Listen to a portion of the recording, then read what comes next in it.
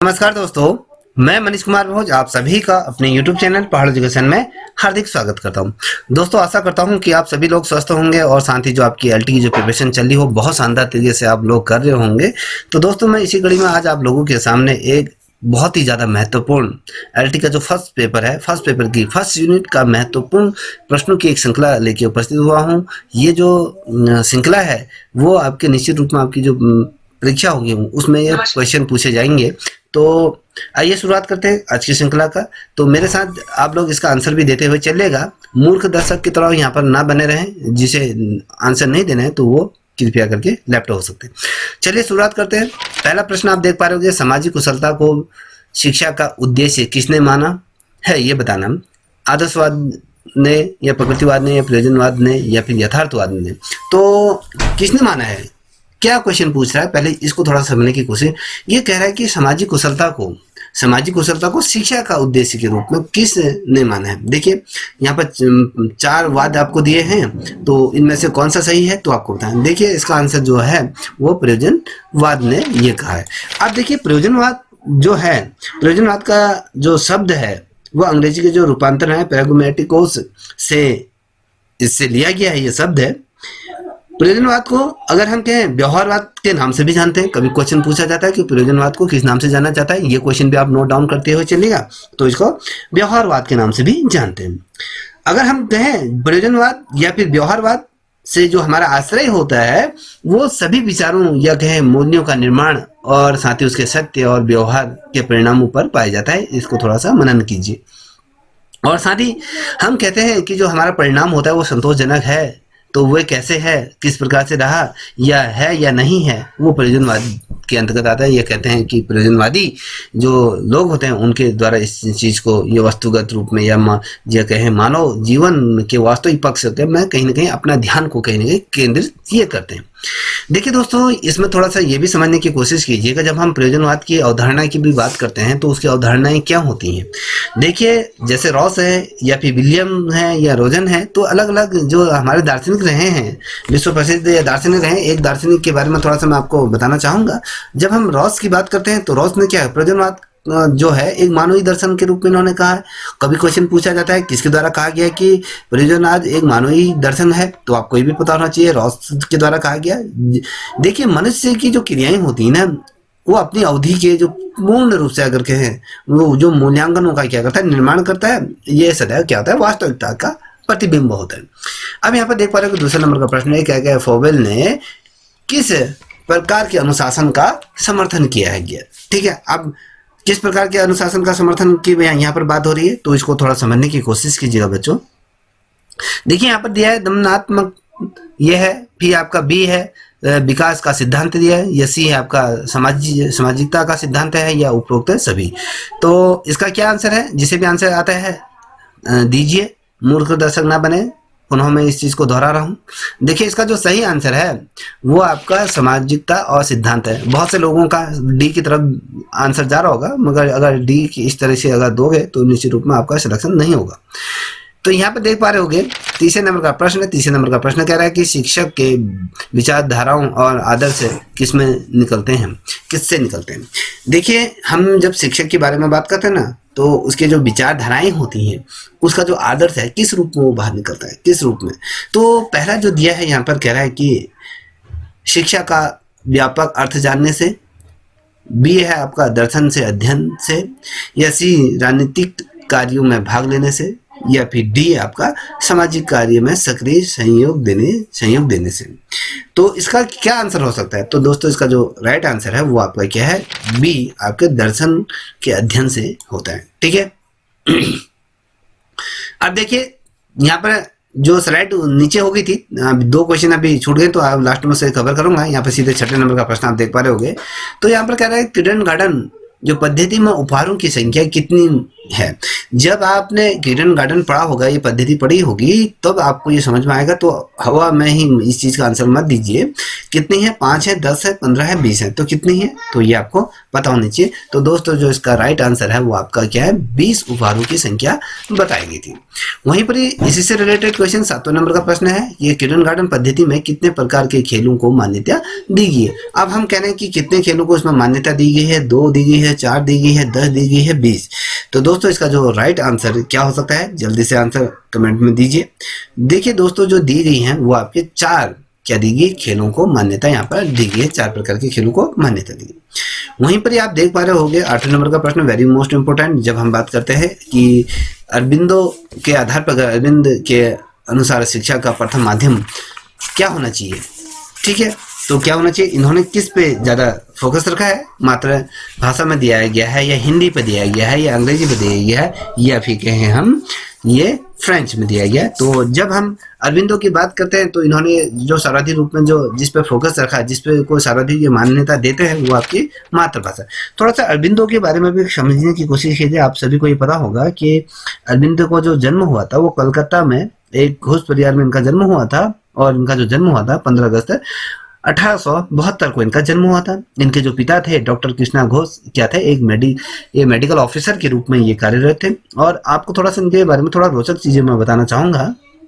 अरबिंदो की जब हम बात करते हैं, जब ये मात्र जब 7 साल की आयु के ये थे ना, तो आयु में ही ये क्या हुए, इंग्लैंड इनको पढ़ने के लिए भेज दिया गया था। और ये वहाँ क्या हुए, 21 वर्ष तक की अवस्था में ये वहाँ रहे, और वहाँ पर इन्होंने यूनानी और साथ ही जो लैटिन साहित्य का अध्ययन इनके द्वारा क्या, कभी क्वेश्चन क्या पूछा जाता है, क्वेश्चन ये भी पूछा जाता है कि वह कौन सा दार्शनिक है जिसने यूनान में रहकर लैटिन भाषा का अध्ययन किया। तो आपको पता होना चाहिए आपके कौन है, अरबिंदो है। और 1903 की अगर हम बात करें, 1893 की अगर हम बात करें, तो ये फिर क्या गए, वापस भारत आए और इंग्लैंड में रहकर इन्होंने क्या कराई, जो यूरोपीय युवा ये क्योंकि पूरे विदेश में रहे तो एक तरीके से उसी परिवेश में इनका रुझान रहा, तो इस प्रकार से तमाम चीजें रही। तो कहने का मतलब है कि अरबिंदो को आपको पढ़ना पड़ेगा। जब हम कहते हैं कि इन्होंने जो शिक्षा सिद्धांत दिए, तो इनके द्वारा बहुत ढेर सारे शिक्षा दिए गए, जैसे कि हम कहें जो शारीरिक विकास का शुद्धिकरण का सिद्धांत दिया, ज्ञानेंद्र का विकास किस प्रकार से, मानसिक विकास का सिद्धांत दिया, नैतिकता का विकास का सिद्धांत दिया, अंतःकरण का विकास का सिद्धांत दिया, आध्यात्म का ये इनको क्या दिया गया, सिद्धांत दिया। तो कहने का मतलब है कि ओवरऑल ये लेके चलेगी, इन्होंने मातृभाषा पे ज्यादा ही फोकस रखा। अब यहाँ पर देख पा रहे होंगे, फोरवेल ने किंडरगार्टन नाम का जो विद्यालय सर्वप्रथम कहाँ पर खोला गया था, क्वेश्चन भी ये बनता है कि किस स्थान पे खोला गया था। तो यहाँ पर ब्लैक कैनवर्ग में क्या है, पेरिस में गया, वलिंग में क्या है कि हाउ में खोला गया था, तो किस स्थान पर ये खोला गया था। तो दोस्तों आपको ये पता होना चाहिए। फोबेल ने जो खोला गया था ऑप्शन डी, ब्लैकेनवर्ग में इन्होंने क्या किया था, ये किंडरगार्टन नामक पहला विद्यालय को इन्होंने ओपन किया था।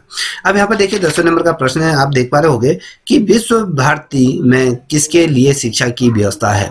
हम पूछ रहे हैं कि विश्व भारती के अंदर, थोड़ा सा क्वेश्चन को देखिए कि विश्व भारती के अंदर किसके लिए शिक्षा की व्यवस्था है, केवल छात्रों के लिए है, या फिर आपके बी है छात्राओं के लिए, या फिर सी छात्र और छात्राओं दोनों के लिए है, या फिर डी इनमें से किसी के लिए। तो ये जो है किसके लिए है, तो दोस्तों आप ये देखिए चलिए, अगर आपने पढ़ा होगा तो यहाँ पर छात्र और छात्राएं दोनों, लड़का और लड़कियां दोनों के लिए ये व्यवस्था थी। विश्व भारती में शिक्षा की जो व्यवस्था थी, गर्ल्स और बॉय दोनों के लिए यहाँ पर समान थी, ठीक है।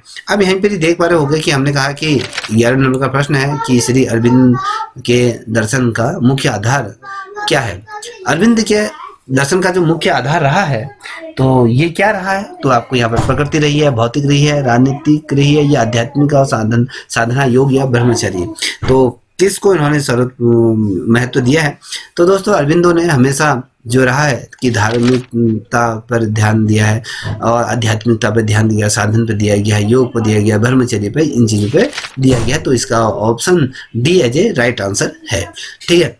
अब यहाँ पर देख पा रहे होगे, यहाँ पे 12वें नंबर का प्रश्न ये कह रहा है कि विश्व भारती में बीएड के पाठ्यक्रम की व्यवस्था किस भवन में है।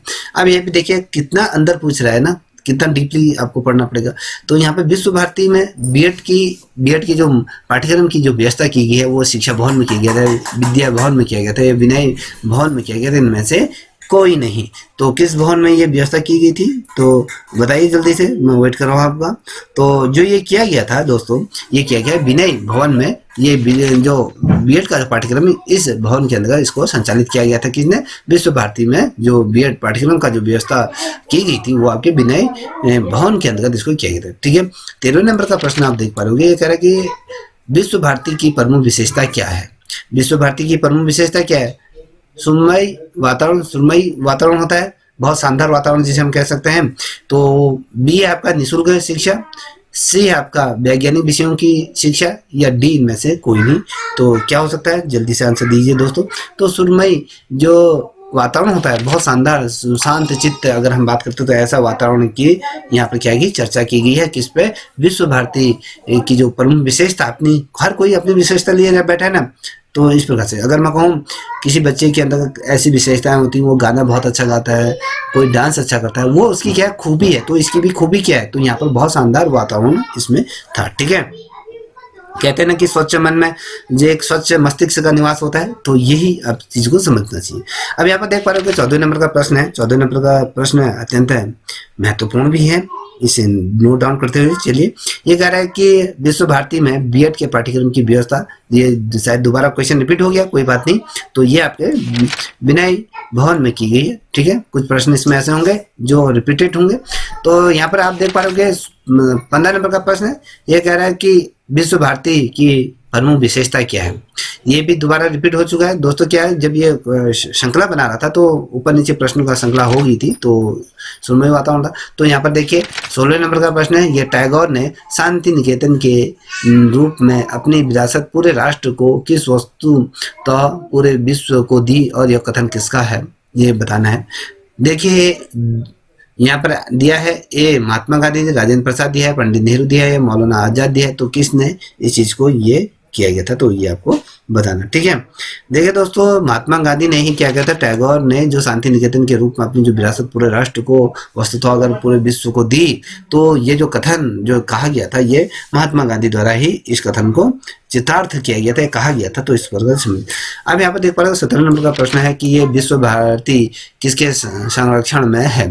तो ये बताना है कि ए है सरकार के संरक्षण में है, बी है पश्चिमी बंगाल के सरकार के संरक्षण में, सी है आपके विदेशों के संरक्षण में, इनमें से डी है इनमें से कोई नहीं। तो ये आपको बताना है किसके संरक्षण में ये है। ठीक है, आप देखोगे विश्व भारती जो संस्था है वो आपकी क्या है, भारत सरकार, केंद्र सरकार द्वारा इसको संचालित किया जाता है। ठीक है, अब यहाँ पर देख पा रहे हो 18 नंबर का प्रश्न है, अत्यंत महत्वपूर्ण है। ये कह रहा है कि टैगोर ने किस शिक्षा संस्थान की स्थापना की। अब देखिए टैगोर द्वारा कौन से शिक्षा संस्थान की स्थापना की, अगर आपने टैगोर को अच्छी तरह से पढ़ा होगा तो निश्चित रूप में आप इस क्वेश्चन का आंसर तुरंत दे दोगे। तो यहाँ पर ए है वनस्थली विद्यापीठ है, या बी विश्व भारती है, या फिर सी आपके रविंद्र आश्रम है, या उपरोक्त में से कोई नहीं। तो क्या है आपको ये बताना है दोस्तों, जल्दी से आंसर दीजिए। तो इसका क्या है बताइए जल्दी से, मैं आपको वेट कर रहा हूँ। ठीक है, जो ये है ये क्या है, विश्व भारती, ये भवन के रूप में। अगर आपको पता होगा 1921 में इसकी स्थापना जो की गई थी 22 में, तो पहले जो ये नाम था ये विश्व भारती के नाम से जाना जाता था। बाद में इसको जो वर्तमान अगर हम कहें तो ये शांति निकेतन के नाम में से हम जानते हैं। ठीक है, ये टैगोर जी की विरासत है। और अगर हम देखें तो 1900 नंबर का प्रश्न है, कह रहा है कि टैगोर आधुनिक भारत में शैक्षिक पुनरुत्थान का सबसे महान पैगंबर थे, ये किसने कहा था। अब हम देखते हैं कि इसमें कह क्या रहा है, जो टैगोर जी है ना, वो कहते हैं कि जो आधुनिक भारत है, भारत में जो शिक्षा के पुनरुत्थान की अगर हम बात करते हैं तो उसके सबसे बड़े महान एक पैगंबर के रूप में कहें, जो ज्ञाता, जो सर्वमान्य जिसे कहा जाता है, पैगंबर उसी को ही कहेंगे। तो किसने कहा, तो यहाँ पर महात्मा गांधी थे, एस.बी. मुखर्जी थे, या हिरेन मुखर्जी थे, या राधा कृष्णन थे, किसने इस चीज को कहा गया था। जो ये शब्दों को जो कहा गया था, ये कहा गया था आपके एच.बी. मुखर्जी द्वारा। ये कहा गया था कि भैया जो टैगोर है वो आधुनिक भारतीय शिक्षा के अंतर्गत क्या है, पैगंबर के रूप में उनको माना गया था। अब यहाँ पर देख पा रहे हो कि 20वें नंबर का प्रश्न, 20वें नंबर का प्रश्न क्या है, टैगोर ने अपनी शिक्षा व्यवस्था में शिक्षक को क्या स्थान दिया है। आप देखिए टैगोर, अगर हम कह रहे हैं कि टैगोर ने शिक्षा व्यवस्था में शिक्षक को क्या स्थान दिया गया है, तो यहाँ पर अत्यंत महत्वपूर्ण स्थान दिया गया है, या फिर बी है कोई स्थान नहीं दिया गया, या निरंकुश शासन का स्थान या सामाजिक। तो दोस्तों टैगोर ने जो दिया गया है, तो अनुमान सभी को इसका आंसर आता होगा, तो ये ए अत्यंत महत्वपूर्ण स्थान दिया गया। ठीक है, अब यहाँ पर देख पा रहे होगे 21वें नंबर का प्रश्न ये कह रहा है कि टैगोर ने किस भाषा को शिक्षा का माध्यम बताने पर बल दिया। जो टैगोर जी थे, अगर आपने टैगोर जी को अगर पढ़ा होगा, रविंद्रनाथ टैगोर की हम बारे में बात कर रहे हैं, कभी क्वेश्चन पूछा जाता है कि रविंद्रनाथ टैगोर का जन्म कहाँ हुआ था, किस वर्ष से हुआ था, तो आपको पता होना 6 मई 1861 को कोलकाता में इनका जन्म हुआ। और इनके जो पिता थे वो कहते हैं प्रसिद्ध धार्मिक और साथ ही सामाजिक समाज सुधारक और महर्षि देवेंद्रनाथ टैगोर ये थे, और गुरुदेव के नाम से भी इनको जानते हैं। तो याद रखना, तो बड़ा ही शानदार इनका ये पूरा शानदार सफर रहा। तो देखिए दोस्तों, टैगोर ने किस भाषा को शिक्षा का माध्यम बताने पर बल दिया है, मातृभाषा को। तो हमने अभी इससे पूर्व इस पे चर्चा करी थी, तो आपको ये पता होगा कि जिस प्रकार से अरविंदो ने मातृभाषा को दिया था, तो इन्होंने भी मातृभाषा को ही दिया गया। ठीक है, अब बात करेंगे अगले प्रश्न के। तो यहाँ पर दिया गया है टैगोर की शिक्षा संस्थाओं में लागू किए जाने वाला पाठ्यक्रम कौन सा है। तो ये 22वें नंबर का है। विषय प्रधान पाठ्यक्रम है, या क्रिया प्रधान है, या धर्म प्रधान है, या राजनीति प्रधान है। तो अगर हम देखें तो ये विषय प्रधान टैगोर ने क्या है, शिक्षा व्यवस्था को लागू किए थे। जब देखिए, अगर हम देखते हैं इनके जो बात करें, जिस प्रकार से इन्होंने कहा कि शिक्षा के उद्देश्य जो इनके रहे, बेसिक अगर आप देखोगे तो शिक्षा के उद्देश्यों की जो पृथक रूप में इन्होंने किस प्रकार से चर्चा करी है, तो वो बहुत ही ज़्यादा महत्वपूर्ण है। तो इनको थोड़ा समझने की कोशिश कीजिएगा दोस्तों। ठीक है, आप एक चीज़ और मैं आपको बता देता हूँ कि जो टैगोर थे, टैगोर ने जो शिक्षा संबंधी जो अपने विचार दिए थे, तो टैगोर ने अपने समय की जो शिक्षा को क्या कहा था, दोषपूर्ण। उस समय इन्होंने बताया था कि शिक्षा के जो व्यापक अर्थ पर इन्होंने बल दिया, और उन्होंने शिक्षा का जो अर्थ है स्पष्ट करते हुए कहा है कि सर्वोत्तम शिक्षा वह है जिसमें जो हमें सूचना और ज्ञान ही प्रदान नहीं करती, वरन हमारे जीवन का क्या होता है, विश्व के समस्त जीवों के साथ क्या होता है, मेल मिलाप उत्पन्न करती है। क्योंकि हमारा जो विश्व में जितने भी जीव जंतु हैं उनके साथ हमारा कोऑर्डिनेशन ये होता है। तो इस प्रकार से ये अब ये कह रहा है कि 23वें नंबर का प्रश्न है कि टैगोर के अनुसार अनुशासन कैसा होना चाहिए। अब हम अनुशासन के बारे में बात करें तो टैगोर क्या कहते हैं, अनुशासन कैसा होना चाहिए। तो यहाँ पर कठोर होना चाहिए, भाई व्यवस्था पर आधारित होना चाहिए, स्वभावी होना चाहिए, या फिर सामाजिक होना चाहिए। तो किस प्रकार से ये होना चाहिए, तो इन्होंने जो कहा है स्वाभाविक ये क्या होना चाहिए, आपका अनुशासन होना चाहिए। देखिए थोड़ा सा इसको भी थोड़ा समझने की कोशिश कीजिएगा बच्चों। जब हमने कहा कि भैया इनका जो सिद्धांत जो दिए थे, उनका जिस उन्होंने कहा कि स्वाभाविक रूप में होना चाहिए, तो बिल्कुल सही कहा था। देखिए इन्होंने जो शिक्षा के संबंध में जो लिखा था, इन्होंने कहा था कि जिस प्रकार से शिक्षा मस्तिष्क को अंतिम सत्य खोजने योग्य बनाती है, जो हमें शिक्षा क्या करती है, मस्तिष्क के अंतिम सत्य को खोजने में क्या है, सहयोग प्रदान करती है। और जो हमारे सत्य है, हमें जो पांचों बंधों, जो हमारे पाश्चात्य बंधत्व है, बंधन है, उन बंधनों से हमें क्या करती है, मुक्ति देती है। और हमें वो धन भी देती है, जो संसार की जो वस्तुएं हैं, जो संसार में वस्तु नहीं है, उसका भी कहीं ना कहीं हमें क्या करते हैं, वो प्रकाश या कहें उसका ज्ञान भी हमें बोध कराती है। तो याद रखिएगा, ये तमाम चीजें कही गई। अब यहाँ पर देख पा रहे होगे आप 24वें नंबर का प्रश्न है। ये कह रहा है कि टैगोर किस प्रकार के प्रचारक थे, ये व्यक्तित्ववादी थे, समाज साम्यवादी थे, या मानववादी थे, या भौतिकवादी थे। तो किस प्रकार के ये थे, तो आपको बता दूं, ये मानवतावादी क्या थे, विचारक, ये प्रचारक के रूप में हम इनको जानते हैं। अब यहाँ पर देख पा रहे होंगे 24वें नंबर का प्रश्न ये कह रहा है कि टैगोर ने किस पर अधिक ध्यान देने के लिए कहा, बालक पर कहा, या पुस्तकों पर कहा, या पठन विद्या पर कहा, या फिर धर्म पर ये कहा था। तो दोस्तों जो टैगोर जी ने जो कहा था कि बालक पर ही सर्वाधिक रूप में क्या करना चाहिए, ध्यान देना चाहिए। आप लोग इनका आंसर मेरे साथ देते हुए चलिएगा। अब यहाँ पे देखिए 25वें नंबर का प्रश्न है। ये कह रहा है कि अगर तुम भारत के विषय में जानना चाहते हो तो विवेकानंद का अध्ययन करो। यह किसने कहा, वेरी मोस्ट इंपोर्टेंट क्वेश्चन, कि अगर तुम भारत के बारे में जानना चाहते हो तो पहले सर्वप्रथम क्या करें, आप विवेकानंद का अध्ययन करें। तो ये पंडित जवाहरलाल नेहरू ने कहा, ये गुरुदेव टैगोर ने कहा, तो या रोला ने किया था, डॉक्टर राधाकृष्णन ने ये कहा था। तो किसके द्वारा ये शब्द कहे गए थे, तो दोस्तों ये जो कहा गया था कि ये रोमा या ये रोला करके ये है, तो इन्होंने ठीक है कहा था। 26वें नंबर का प्रश्न आप देख पा रहे होंगे कि स्वामी विवेकानंद ने शिक्षा में किस गुण का होना आवश्यक नहीं बताया। देखिए, स्वामी विवेकानंद ने क्या कहा था कि ऐसा कौन सा गुण शिक्षक में नहीं होना चाहिए, तो ये बताना। स्वामी विवेकानंद ने शिक्षक में किस गुण का होना नहीं बताया है, तो उसमें शास्त्र का ज्ञान होना, निष्पक्षता होना है, उच्च चरित्र का होना चाहिए, आर्थिक संपन्नता का होना चाहिए, संपन्नता का होना चाहिए। तो यहाँ पर देख पा रहे होगे आप, तो यहाँ पर दिए गए हैं ऑप्शन, तो क्या नहीं होना चाहिए, चलिए आंसर दीजिए। तो दोस्तों, जो ये कहा गया है आर्थिक संपन्नता का ये कहा, ठीक है, ठीक है। अब यहाँ पर देखिए 27वें नंबर का प्रश्न है, ये कह रहा है कि शिक्षा मनुष्य के अंतर्निहित पूर्णता की अभिव्यक्ति है, ये किसने कहा था? तो ये टैगोर ने कहा था, विवेकानंद ने कहा था, महर्षि अरविंदो ने कहा था, या रामकृष्ण परमहंस ने कहा था। तो ये किसके द्वारा ये कहा गया था? तो दोस्तों ये बताना, देखो ये कहा जो गया है ये आपका विवेकानंद द्वारा कहा गया है। 28वें नंबर का प्रश्न आप देख पा रहे होंगे, ये कह रहा है कि स्वामी विवेकानंद के अनुसार शिक्षा का उद्देश्य कौन सा नहीं है। अब स्वामी विवेकानंद के अनुसार हम पूछ रहे हैं कि शिक्षा का उद्देश्य कौन सा नहीं है। अंतर्निहित पूर्णता के व्यक्ति, यह है बी आपका शारीरिक विकास, या सी संकीर्ण राष्ट्र का निर्माण या विकास, या फिर डी आपका विश्व बंधुत्व की भावना का विकास। तो इसका क्या आंसर हो सकता है? 28वें का क्या हो सकता है? जल्दी से आंसर दीजिए, वेरी मोस्ट इम्पोर्टेंट क्वेश्चन है, ठीक है, जल्दी से आंसर दीजिए दोस्तों। चलिए मैं देता हूँ, यहाँ पर क्या है, संकीर्ण राष्ट्र का निर्माण या कहें विकास के बारे में बात करें, ठीक है। अब यहाँ पर देख पा रहे हैं 29 नंबर का प्रश्न, ये बेसिक शिक्षा का प्रत्यय किसके द्वारा किया गया, ये बताना है। तो यहाँ पर रूसो दिया है कि एस्ट्रोलॉजी दिया गया, डार्विन दिया गया, महात्मा गांधी दिया गया। तो कौन सा सही आंसर हो सकता है? तो दोस्तों अगर इसका मैं सही उत्तर आपको बताऊं तो ये आपके महात्मा गांधी जी है, जिन्होंने कहा था कि बेसिक शिक्षा का प्रत्यय किसके द्वारा किया गया है। तो ये ठीक है। अब यहाँ पे देख पा रहे होंगे 30वें नंबर का प्रश्न। 30वें नंबर का प्रश्न क्या कह रहा है? महात्मा गांधी जी की शिक्षा योजना, विचार और कार्य क्रांतिकारी रही है। तो यह किसने कहा था?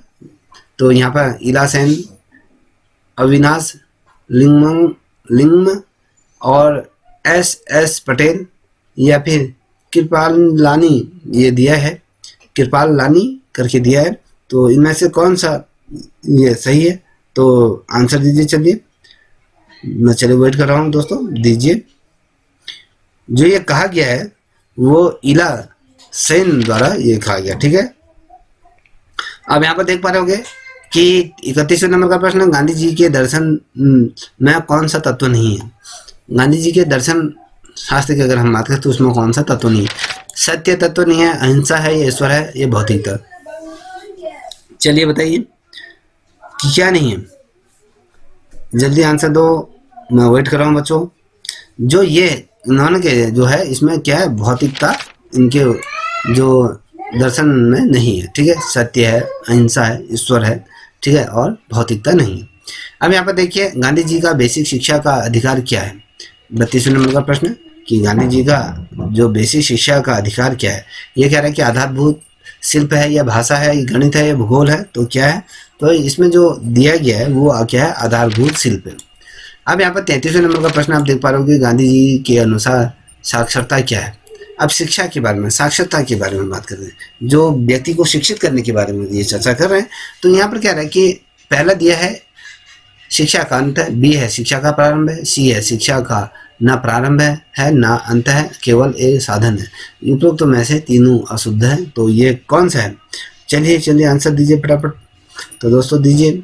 तो इसका जो सही है, शिक्षा का न प्रारंभ है, न अंत है, न केवल एक साधन है, ठीक है ना।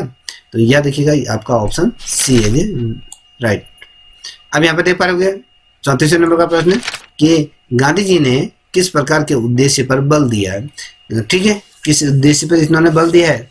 तो व्यक्तित्व उद्देश्यों पर, व्यक्तित्व के उद्देश्य पर दिया है, या सामाजिक उद्देश्यों पर दिया गया है, या फिर व्यक्तिगत और सामाजिक दोनों उद्देश्यों पर समन्वय पर दिया गया है, या डी या तीनों पर मत अशुद्ध है।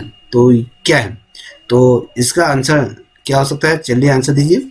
ये कह रहा है व्यक्तित्व और सामाजिक उद्देश्य के समन्वय पर दिया गया, ठीक है, ऑप्शन सी है राइट आंसर। अब यहाँ पर देखिए 35वें नंबर का प्रश्न ये कह रहा है कि गांधी जी के जीवन दर्शन का सर्वश्रेष्ठ तत्व है सर्वश्रेष्ठ तत्व कौन सा है? सत्य है, अहिंसा है, भौतिकता है, या राजनीति है? ABCD जल्दी से आंसर दीजिए, ये तो अनुमान सभी को आना चाहिए। तो गांधी जी का जो सर्वश्रेष्ठ जो तत्व है वो सत्य पर इन्होंने हमेशा फोकस रखा है। और 36वें नंबर का प्रश्न है, गांधी जी किस प्रकार के शिक्षा शास्त्री थे? एज ए अगर हम कहें शिक्षा दार्शनिक के रूप में अगर हम इनको जानते हैं शिक्षा शास्त्री, ये किस प्रकार के थे? आदर्शवादी थे, या प्रकृतिवादी थे, या प्रयोजनवादी थे, या यथार्थवादी थे? कौन से थे? तो बताइए। ये थे आदर्शवादी। ठीक है, ये अपने आदर्शों पे वसूलों पे चलने वाले व्यक्ति को ही हम कहें। ये सोच के चलिए गांधी जी अपने वसूलों के पक्के थे, तो इस वजह से आदर्शवादी के रूप में इसको सोच लीजिएगा। ठीक है, अब यहाँ पर देखिए 37 नंबर का प्रश्न है, किस स्तर पर नीति शास्त्र और मनोविज्ञान और साथ ही राजनीति का अध्ययन करने के लिए अरस्तु ने कहा? देखिए, किस स्तर पर अरस्तु द्वारा कहा गया था, ऐसे कौन सा हमारा स्तर होना चाहिए? ठीक है, तो उस स्तर पे हमें किनका नैतिक शिक्षा का भी अध्ययन करना चाहिए, मनोविज्ञान का भी करना चाहिए, राजनीति विज्ञान का भी अध्ययन करने के लिए अरस्तु ने कहा। प्रथम स्तर पर कहा गया था, या द्वितीय स्तर पर कहा गया, या तृतीय स्तर पर किया गया, चतुर्थ स्तर पर किया गया था? तो दोस्तों जो कहा गया था, उन्होंने कहा कि जो फोर्थ स्टेज है, उस फोर्थ स्टेज में हमें आपके नीति शास्त्र का भी हमें करना चाहिए, मनोविज्ञान का भी करना चाहिए, राजनीति विज्ञान का भी हमें क्या करना चाहिए, अध्ययन करना चाहिए। अब यहाँ पर देख पा रहे हो क्वेश्चन 38 नंबर का प्रश्न है। 38 में क्या पूछ रहा है? ये कह रहा है कि अरस्तु के अनुसार मनुष्य की विचार शक्ति पर कौन सा गुण नहीं करता, गुण निर्भर नहीं करता। ठीक है, फिर दोबारा रिपीट कर रहा हूं कि अरस्तु के अनुसार मनुष्य की विचार शक्ति पर कौन सा गुण निर्भर नहीं करता? बौद्धिक शक्ति का विकास, अच्छी आदतों का विकास, कुशल नागरिकता का विकास, या धर्म के प्रति आस्था का विकास? तो बताइए, चलिए जल्दी से आंसर दीजिए, किस पे नहीं किया है? तो दोस्तों इसका जो राइट आंसर है ये है आपका डी, धर्म के प्रति आस्था का विकास। ठीक है, इसको समझ लीजिए। अब हम बात करेंगे अगला कि अरस्तु है, तो ये बताइए अरस्तु कैसे दार्शनिक है? आदर्शवादी है, प्रकृतिवादी है, प्रयोजनवादी है, या फिर यथार्थवादी? चलिए जल्दी से बताइए, अरस्तु किस प्रकार के दार्शनिक हैं? तो बताओ जल्दी। देखिए दोस्तों, जब हम अरस्तु की बात करें तो ये जो रहे थे यथार्थवादी, ये यथार्थ में जीने वाले हैं, तो इन्होंने यथार्थवादी के रूप में इसको हम जानते हैं। अरस्तु का जो शिक्षा सिद्धांत का जो महत्वपूर्ण और अगर हम जो विचारधारा रही है, वो अरस्तु ने जो कहा गया था कि अरस्तु इस बात का जो दुख था कि अरस्तु जो नगर राज्य में जो शिक्षा का उत्तम एक शिक्षा केंद्र मानते थे, तो बहुत ही ज़्यादा महत्वपूर्ण ये माना जाता है। देखिए कहीं कहीं पर ये अगर आपको बता दूं, कहीं पर ही आपकी कहीं ऐसी किताबें हैं जहाँ पर ये दिया गया है कि जो अरस्तु है वो कहा गया है कि वो प्रकृतिवादी भी इनको कहा गया है। थोड़ा इस चीज़ को समझिएगा।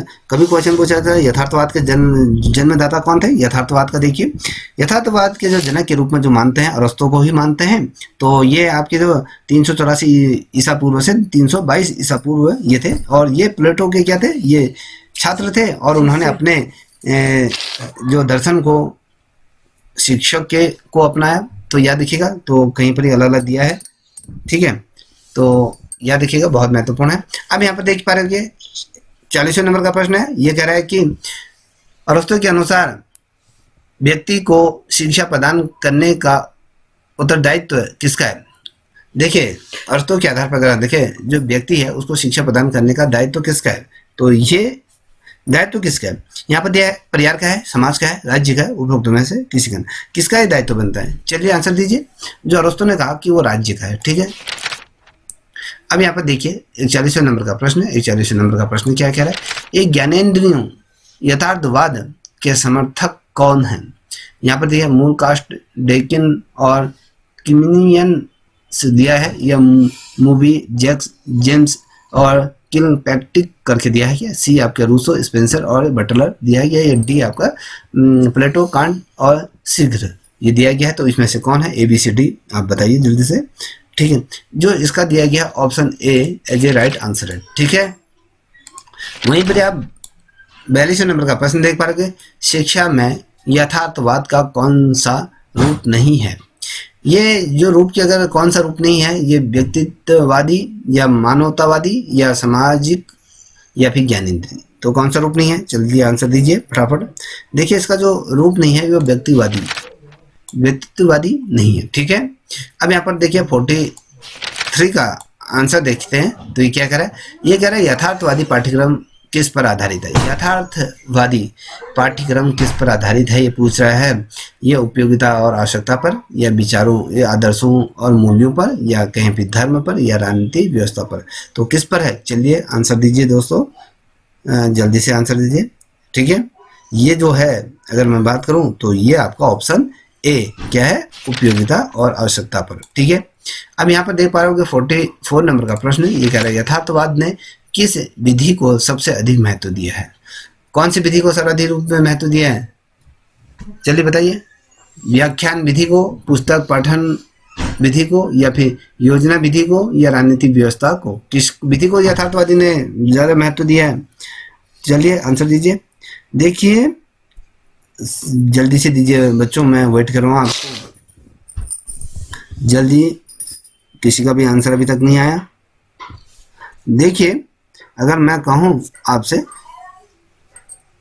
देखिए इसका जो राइट आंसर है वो राजनीतिक व्यवस्था को दिया गया है, ठीक है। Very most important question. अब देखिए यथार्थवादी शिक्षा का केंद्र क्या है? यथार्थवादी शिक्षा का केंद्र क्या है? बालक का वर्तमान जीवन है, या बालक का भविष्य का जीवन है, या शिक्षक है, या पाठ्यक्रम है? तो बताइए जल्दी से। ये है आपका बालक का वर्तमान जीवन है, ठीक है। अब यहाँ पर 46वें नंबर का प्रश्न देखें। यथार्थवादी शिक्षा का मुख्य उद्देश्य क्या है? यथार्थवादी शिक्षा का मुख्य उद्देश्य पूछ रहा हूँ। या आत्म अनुभूति प्राप्त करना होता है, या बी आपका आदर्श नागरिकता की शिक्षा प्राप्त करना होता है, या सी आपके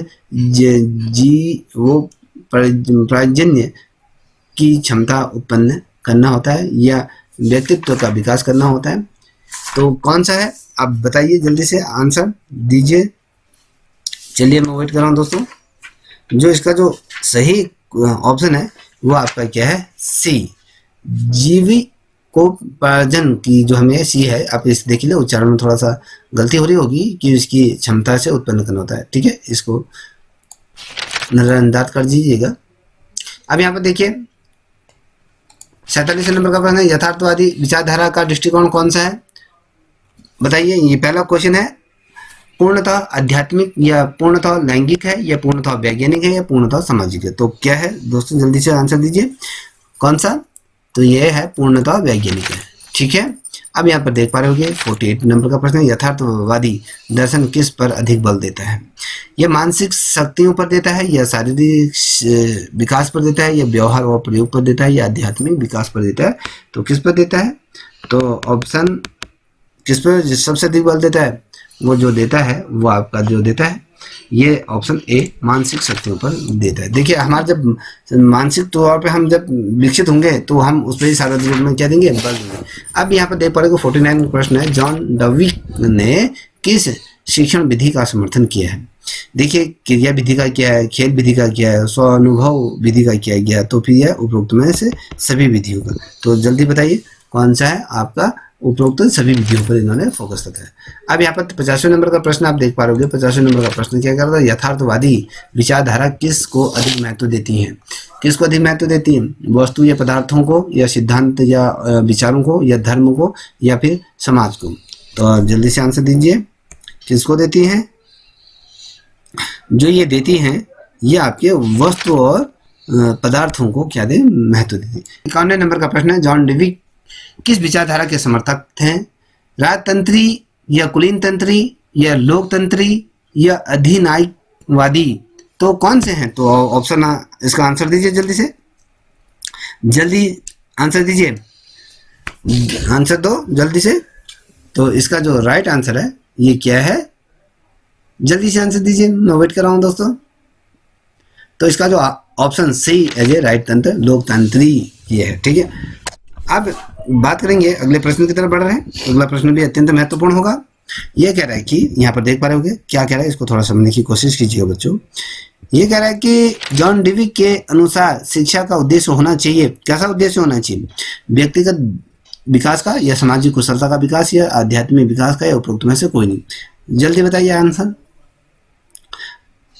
इसका जो राइट आंसर है वो बी, सामाजिक कुशलता का विकास।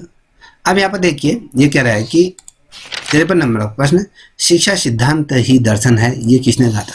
या डिविक ने कहा था, या बांग्ले ने कहा था, या राउस ने कहा था, जेम्स ने कहा था? तो किसके द्वारा ये कहा गया था? जल्दी से आंसर दीजिए। जो ये कहा गया था ये डिविक द्वारा इसको कहा गया था, ठीक है। तो अब यहाँ पर देखिए 54 नंबर का प्रश्न है, जॉन डिविक कैसे दार्शनिक थे बताओ? ये जो थे आदर्शवादी थे, या प्रकृतिवादी थे, प्रयोजनवादी थे, या यथार्थवादी? तो दोस्तों इसका जो राइट आंसर है वो आपके प्रयोजनवाद के क्या थे? दार्शनिक थे। अब यहाँ पर 55 नंबर का प्रश्न देख पा रहे हो, योजनावाद प्रयोजनवाद की मुख्य विधि कौन सी है? व्याख्यान पे ये जोर देते हैं, या पाठ्यक्रम या पाठ्य पुस्तकों पे जोर देते हैं, योजना पे देते हैं, निर्देशन पे देते हैं? तो किस पे ज़्यादा ये फोकस रखते हैं? तो दोस्तों ये योजना पर सारे रूप में क्या है फोकस रखते हैं। अब अगला प्रश्न यहाँ पर देख पा रहे होंगे, तो यहाँ पर प्रयोजनवादी किस पर अधिक बल देते हैं? विचारों पर, उपयोगिता पर, या आध्यात्मिक मूल्यों पर, या प्रकृति पर? चलिए बताइए किस पे बल देते हैं? ये जो देते हैं उपयोगिता पर क्या देते हैं? सारथी रूप में बल देते हैं। अब यहाँ पर देखिए 97 नंबर का प्रश्न है, जीवन शिक्षा जीवन की तैयारी नहीं वरन जीवन है, यह कथन किस प्रयोजनवादी का है? प्रयोजनवादी का है, जेम्स का है, या बेकन का है, या डिवी का है, या बांग्ले का है? तो कौन सा है? जल्दी से आंसर दीजिए। जो इसका जो है ये डिविक द्वारा ये कहा गया था कि शिक्षा जीवन की तैयारी नहीं वरन स्वयं जीवन है, ये कहा गया था, ठीक है। अब यहाँ पे अगला प्रश्न देख पा रहे थे, अगला प्रश्न को देखो, यह कह रहा है कि 58 नंबर का प्रश्न, यह प्रयोजनवाद पाठ्यक्रम। देखिए यहाँ पर अभी आप यहाँ पर थोड़ा कंफ्यूज भी खा रहे होंगे। यहाँ पर जैसे मैंने कहा कि शिक्षा की तैयारी वरण नहीं स्वयं जीवन है, ये जो कहा गया था ये प्रयोजनवादी है। देखिए जो जैसे आप बताया जॉन डिवी को हम मनोवैज्ञानिक शिक्षा का मनोवैज्ञानिक और सामाजिक आयाम के रूप में भी हम जानते हैं। इन्होंने जो कहा था कि समस्त शिक्षा व्यक्ति व प्रजाति की सामाजिक चेतना में भाग लेती है, ये जो कहा गया था। तो ये देखिए ये जो कहा गया है ये डिवी द्वारा ही कहा गया एज ए राइट आंसर है। तो यहाँ पर प्रयोजनवादी पाठ्यक्रम की रचना विशेष रूप से किसके अनुसार होनी चाहिए? यहाँ पर विचार या आदर्शों या मूल्यों के अनुसार होना चाहिए, या बालक की प्रकृति रुचियों अभिव्यक्ति के अनुसार होना चाहिए, उपयोगिता के सिद्धांतों के अनुसार होना चाहिए, इनमें से कोई नहीं। तो किस पे ज़्यादा फोकस रखने की बात करिए? चलिए बताइए जल्दी से। चलिए मैं वेट कर रहा हूँ आपका। जो इसका ऑप्शन है option C as a right answer है इसका, ठीक है। अब यहाँ पर देखिए 59 नंबर का प्रश्न अत्यंत महत्वपूर्ण है। ये क्या बोल रहा है यहाँ पर देख पा रहे हैं, प्रयोजनवाद का दृष्टिकोण कैसा है? पूर्ण आध्यात्मिक है, पूर्ण लैंगिक है, या फिर पूर्ण धार्मिक है, या पूर्ण मानवीय मनोवैज्ञानिक है? तो कौन सा है ये बताइए, चलिए आंसर दीजिए। ये पूर्ण क्या है? ये मानवीय और मनोवैज्ञानिक है। अब 60वें नंबर का प्रश्न आप देख पा रहे हैं, प्रयोजनवाद का रूप कौन सा है? यह मानविक है, या फिर प्रयोगात्मक है, या जीव वैज्ञानिक है, या लैंगिक है? तो कौन सा है? तो जल्दी से आंसर दीजिए दोस्तों। इसका जो है प्रयोगात्मक है, ठीक है, एज ए राइट आंसर। अब यहाँ पर देख पा रहे हैं नीचे देख पा रहे हैं सुकरात ने किस प्रकार के अनुशासन पर बल दिया है? कठोर अनुशासन पर दिया गया, दंडात्मक अनुशासन पर दिया गया है, या सत्य प्रेरित अनुशासन पर दिया गया? उपरोक्त में से कोई नहीं है। तो चलिए आंसर दीजिए इसका। जो इन्होंने कहा था कि सुकरात ने जो कहा था सत्य प्रेरित अनुशासन पर ही इन्होंने फोकस किया। 62 नंबर का प्रश्न है, प्रयोजनवाद हमें अर्थ का सिद्धांत, ज्ञान का सिद्धांत और यथार्थवाद का सिद्धांत देता है, किसने कहा था? ये देखिए जेम्स ने, प्रैट, या फिर हेडिसन, या फिर रस्क, ये है। तो इनमें से कौन सा है? जल्दी से आंसर दीजिए। देखिए इसका ऑप्शन बी प्रैट ये एज ए राइट आंसर है, ठीक है। अब देखिए यहाँ पर अगला प्रश्न यहाँ पर दिया है, सुकरात के अनुसार शिक्षा का उद्देश्य है क्या अपने आप को जानना होता है, सच्चे ज्ञान की प्राप्ति है, या फिर कहें नैतिक जीवन व्यतीत करना है, या फिर उपरोक्त सभी, या अगर कहें उपरोक्त सभी उद्देश्य शिक्षा के उद्देश्य हैं? तो ये है, अगर इसका राइट आंसर कहें उपरोक्त सभी उद्देश्य शिक्षा के उद्देश्य हैं, तो ये सभी चीज़ें क्या थी? अपने आप को जानना उद्देश्य का ये शिक्षा का उद्देश्य होता है, सच्चे ज्ञान की प्राप्ति करना, नैतिक जीवन को व्यतीत करना, ये होता है, ठीक है। अब यहाँ पर देख पा रहे होगे इस श्रृंखला का अंतिम प्रश्न है, ये कह रहा है कि सुकरात के अनुसार कौन से शिक्षण विधि का उपयोग किया जाना चाहिए। ये कौन से विधि का उपयोग किया जाना है? संदेश विधि या अग्नात्मक विधि या वाद विवाद विधि या उपरोक्त में से सभी। तो बताइए इसका आंसर क्या हो सकता है। ये जो कह रहा है कि उपरोक्त सभी इसका एज ए राइट आंसर है। ठीक है, डी वाला जो इसका राइट आंसर। दोस्तों अगर आपको ये श्रृंखला अच्छी लगी हो तो इसे प्लीज सब्सक्राइब करें, साथ ही इसको अपने दोस्तों के बीच साझा भी करें। तब तक के लिए इतना ही। जय हिंद, जय भारत, जय।